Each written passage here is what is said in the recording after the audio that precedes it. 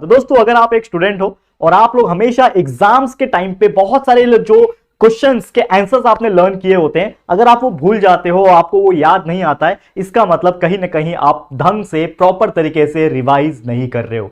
आपके आंसर्स को रिवाइज करना बहुत ज्यादा जरूरी है और इसीलिए आप लोग के लिए एक ऐसा वीडियो मैं बना रहा हूं जिसमें आपको एक तरीका मैं बताऊंगा कि इस तरीके से आप अपना क्वेश्चन के आंसर्स को रिवाइज कर सकते हो, कि जिस तरीके से आपने पूरा 1 महीना 2 महीना अगर आप कोई आंसर्स को पढ़ के रखे होंगे और एग्जाम्स के समय आपको वो याद ना आए, तो आपको किस तरीके से रिवाइज करना है ताकि आपको आंसर्स लॉन्ग समय तक याद रहे। तो आज मैं लेकर आया हूं easiest way to revise your answers. तो क्या है वो टॉपिक्स, क्या है वो सॉल्यूशंस, वो आपको मैं इस वीडियो के अंदर बताने वाला हूं। इस वीडियो को बस एंड तक आप देख लेना। तो पॉइंट वाइज बात करेंगे। सबसे पहला पॉइंट जो आप देख पा रहे होंगे कि आपको रिवीजन आपका करना होगा अर्ली स्टार्ट, यानी कि आपको जितना हो सके जल्दी से जल्दी आपका रिवीजन को स्टार्ट करना पड़ेगा ताकि आपको जो टाइम मिले वो मैक्सिमम मिले और अपना जो भी क्वेश्चंस के आंसर्स है उसको आप रिवाइज कर सके। इसको मैं इलाबोरेट करूंगा। जैसे कि आप जानते हो कि समझ लो कि हमारा जो स्कूल चालू होता है, मान लो कि 15 जून को हमारा स्कूल चालू होता है। मैं एक नॉर्मल प्रैक्टिकल बात बता रहा हूं, अप्रोक्सीमेशन वाला, ठीक है। 15 जून को मान लो हमारा स्कूल चालू हुआ और हमारा जो पहला एग्जाम होगा, मतलब फर्स्ट यूनिट टेस्ट जिसको हम लोग बोलते हैं, मान लो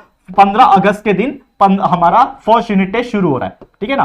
क्या हो रहा है? फर्स्ट यूनिट टेस्ट जो है वो हमारा अगस्त में शुरू हो रहा है, यानी कि जून से लेके अगस्त के बीच में आपके पास कितने महीने हैं? 2 महीने हैं, ठीक है, 2 मंथ है। तो इसको मैं ब्रेक डाउन करूंगा। एक महीना मतलब 30 डेज, दूसरा 30 डेज दूसरा महीना। तो यहां पे एटलीस्ट में अगर मैं आपको बात करूं, समझ लो कि आपका यूनिट टेस्ट में हर सब्जेक्ट में से 3-3 चैप्टर्स जो है वो आने वाले, ठीक है। तो मान लो कि यहां पे टोटल 60 दिन है, तो 60 में से कम आपको 40 से लेके 45 डेज आपको आपका हार्ड कोर लर्निंग करना है, यानी कि इसके अंदर सिर्फ और सिर्फ आपको चीजों को याद करनी है, ठीक है। अब बच्चे क्या करते हैं पता है? लास्ट का 10 दिन होता है उसमें याद करना शुरू करते हैं, और समझ गए लास्ट का दिन याद करने बैठोगे, लास्ट के 2-4 दिन, तो रिवीजन कब करोगे? कहने का मतलब यही था, यानी कि जितना जल्दी आपने शुरुआत किया उतना जल्दी आपका मेन हार्डकोर सिलेबस जो था वो पढ़ के कंप्लीट हुआ। मान लो 60 में से 45 दिन में आपने खत्म कर दिया, फिर भी आपके पास 15 दिन बचे हैं और ये 15 दिन में आपको करना है दोस्तों रिवाइज।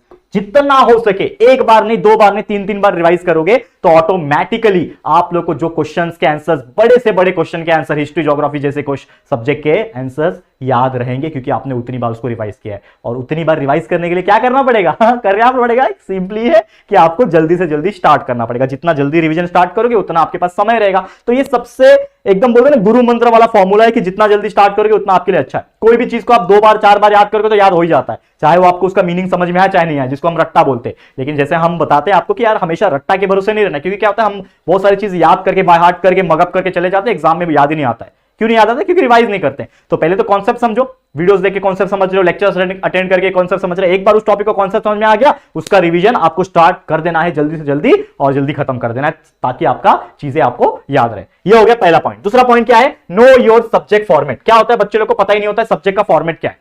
क्या समझ लो साइंस सब्जेक्ट है तो इसमें कैसे क्वेश्चंस आते हैं? पहले एमसीक्यूज आते हैं, ऑड मैन आउट आते हैं, ट्रू और फॉल्स आते हैं, फिर जाके गिव रीजन आता है, डिफरेंशिएट बिटवीन आता है, फिर डायग्रामेटिक रिप्रेजेंटेशन वाले क्वेश्चन आ जाते हैं, फ्लो चार्ट वाले आ जाते हैं, डिस्क्राइब वाले आ जाते हैं, एक्सप्लेनेशन वाले आ जाते हैं। ये सभी टाइप के क्वेश्चंस का अगर आपको फॉर्मेट पता है तो आप उस आंसर्स को उसी प्रकार पढ़ोगे। नहीं तो होता क्या है, नॉर्मली लोगों को पता ही नहीं है क्या आने वाला है, कैसे आने वाला है, पता ही नहीं है। बस वो जैसे कि किसी ने लिखा के दे दिया है स्कूल में, या फिर आपके पास जो भी डाइजेस्ट वगैरह फॉलो करते हैं, एकदम आंख बंद करके रट्टा मार लिया, आपको पता ही नहीं है। तो कंफ्यूजन ना हो, एग्जाम में बैठने लग जाओगे, क्वेश्चन पेपर को देखोगे तो अरे यार ये तो फिल इन द ब्लैंक्स आया, तो आपको चीजें समझ में नहीं आएगी। तो आपको पता होना चाहिए, जैसे हम बोर्ड की तैयारी करवाते हैं कि आपको पता है कि क्वेश्चन नंबर 1A जो है 4 मार्क्स का फिल इन द ब्लैंक्स आता है, फिर अगला क्वेश्चन नंबर 1B जो आता है वो अगेन 4 मार्क्स का 1 मार्क्स वाला क्वेश्चन आता है, फिर question number 2A activity based question आता है, मैथ्स की बात करो, वैसे साइंस का। तो सबका फॉर्मेट हमको पता होता है, हमको पता है कि कौन से क्वेश्चन है, कैसे क्वेश्चन आने वाले, ये पता होता है। तो हम उसके हिसाब से प्रिपेयर करते हैं, और प्रिपेयर करने के साथ हम क्या करते हैं, उसको रिवाइज करते हैं। तो ये आपका जो फॉर्मेट होगा अगर आपको पता रहेगा तो रिवाइज करने में आसानी होगी। तो आप सीधा उसी क्वेश्चन पे जाओगे जो आपको रिवाइज करना है। नहीं तो आप पूरा का पूरा चैप्टर रिवाइज करने लग जाओगे तो हो गया कल्याण, इतना टाइम नहीं मिलता हमको। तो जैसा फॉर्मेट उसके हिसाब से रिवाइज करना है, ठीक है। Next, always test yourself. आपको अपने आप को टेस्ट बारी बारी से करते रहना। कैसे टेस्ट करोगे? 2 तरीका होता है टेस्ट करने का, मैंने आपको हमेशा बताया। एक तरीका यह होता है कि आप क्या करो, अपने क्वेश्चन को सामने रखो और उस आंसर के ऊपर कोई किताब या फिर कोई बॉक्स वगैरह रख दो ताकि वो आंसर छुप जाए, ढक जाए, और फिर उस क्वेश्चन को रीड करो और अपने आप से ही उस आंसर को बोलने की कोशिश करो कि हाँ, India is my country, all Indians are my brothers and sister, ठीक है, जो भी है, ठीक है। तो उस आंसर को जब आप बोलोगे तो आपको खुद रियलाइज होगा कि जो मैं बोल रहा हूं क्या मैंने सही बोला, क्या मैं कहीं पे अटका, कहीं पे मुझे प्रॉब्लम आया, ये हो गया। तो ये तो सेल्फ असेसमेंट टेस्ट होता है। दूसरा, अपने घर में कोई भी पढ़ा लिखा भाई बहन माता पिता जो भी होंगे ना, उनको बुक पकड़ा दो और उनको बोलो कि मेरा ओरल लेने के लिए, यानी कि क्वेश्चन वो पूछेंगे, आंसर हम देंगे और वो लोग ये देखेंगे कि जो हम आंसर बता रहे हैं वो करेक्ट है कि नहीं। तो इस तरीके से आप अपना टेस्ट कर सकते हैं और आपको इससे पता चलेगा कि आपका कितना पढ़ के हुआ और कितना आपको रिवाइज करने की जरूरत है। तो इस प्रकार से जब रिवीजन होगा तो आपका बेस्ट वे में आएगा। ये हो गया नंबर 3rd पॉइंट।